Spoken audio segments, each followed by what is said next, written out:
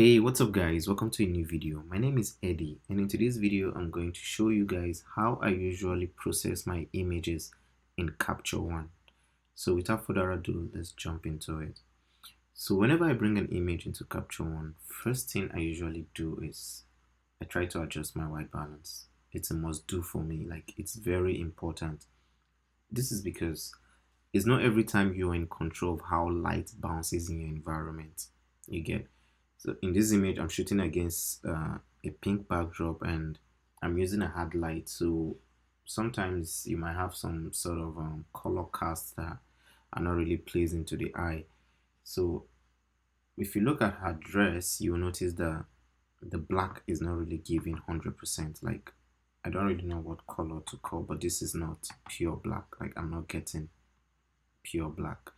So what I would like to do is I'll come to my exposure panel right here and then move over to my Kelvin and try to cool down the image a little bit. I'll start from there. So I'm just going to take down my Kelvin to somewhere around 4700. Yeah, this looks good. So I'm going to also push my tint to the green side. Push my tint to somewhere around, say maybe 3.5 if I can get that, or 4. Yeah, 3.7 doesn't look bad. So just by doing this little adjustment, you can see what the black looks like now. So I'm just going to hit Y on my keyboard to see the before and after, or you can just come over to this before icon right here and just click on it. So this is our before, this is our after. So I'm just going to zoom in a little bit so you see. So before, after, before, after. So this made a very significant change to the image.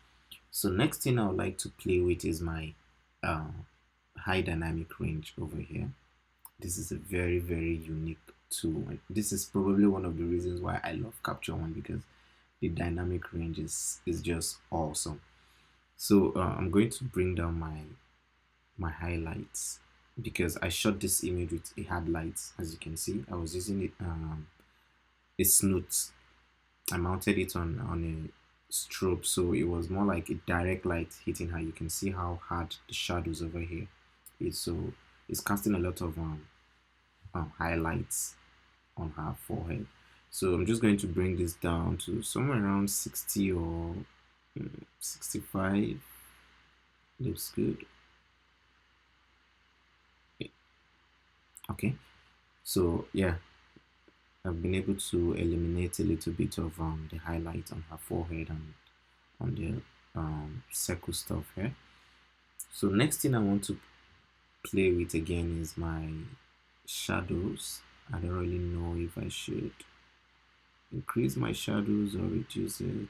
Let me see. I think I'm just going to increase the shadows a little bit just to bring back some of the details in the image. So I'm just going to leave it somewhere around +3.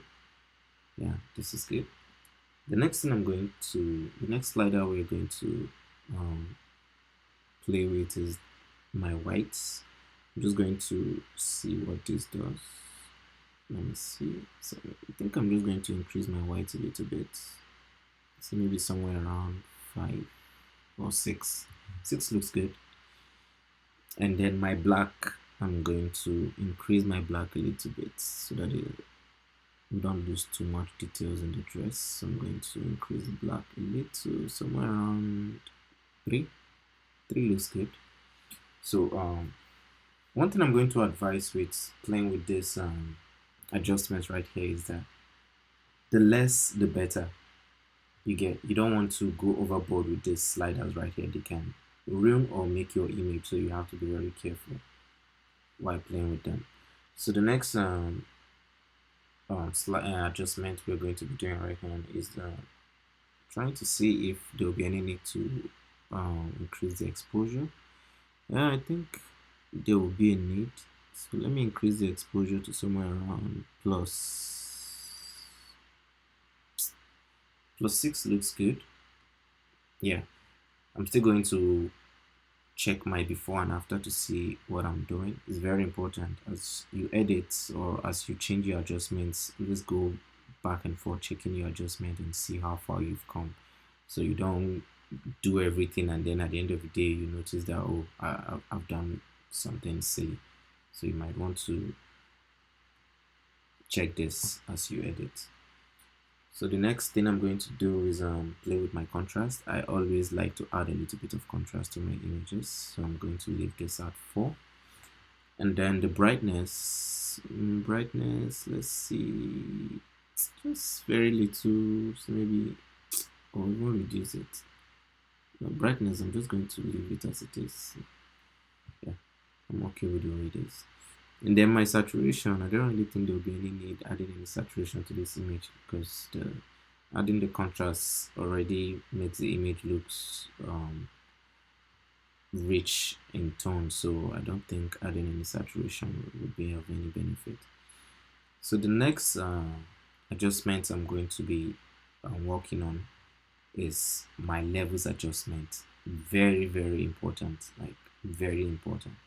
So I like to push in my whites a little bit, just bring in my whites just to get that contrast. So I'm going to leave this at 250, just push it a little bit in, and then I'll come over to my blacks over here and just push my blacks in a little bit as well. Somewhere around 3 is fine.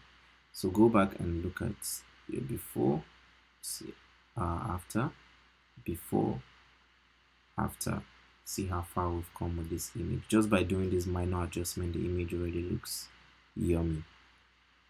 So the next tab we're going to be going to, I don't usually do this to every image, but I thought I should share this with you guys. So I'm just going to come over to my color panel over here, click on it, and then come down to my color editor right here, and then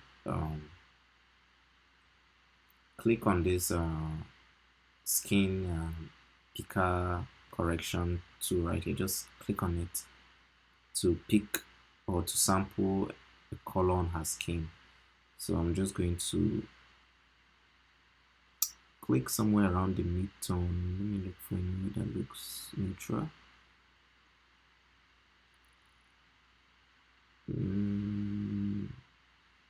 Okay, I think I like this. So now that I've sampled a color on her skin, I'm just going to come over to the saturation over here and just bring up the saturation a little, just a little, a tiny bit. You don't want to go overboard with this and start making your clients look reddish or yellowish, whichever the case may be. So you want to be very subtle with this adjustment.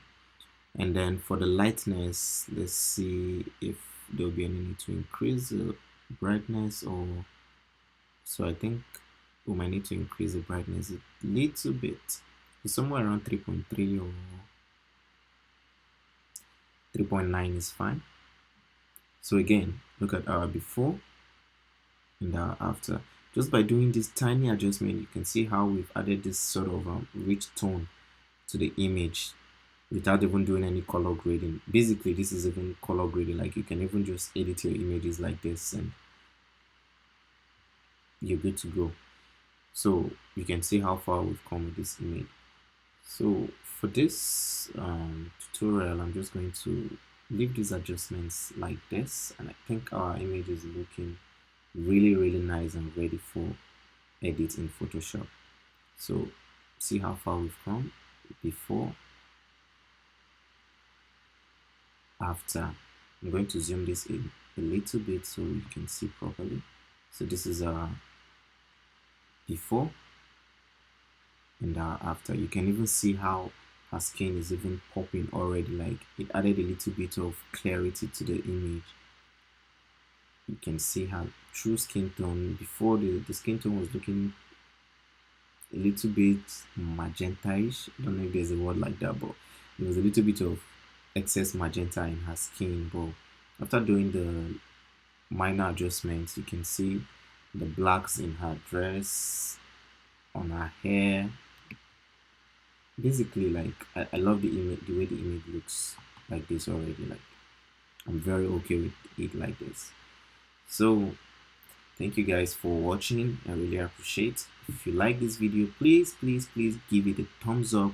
And if you're new to the channel, please subscribe and hit the notification bell so you get notified whenever I put up a new video. So that will be all for today, guys. Stay blessed. Peace.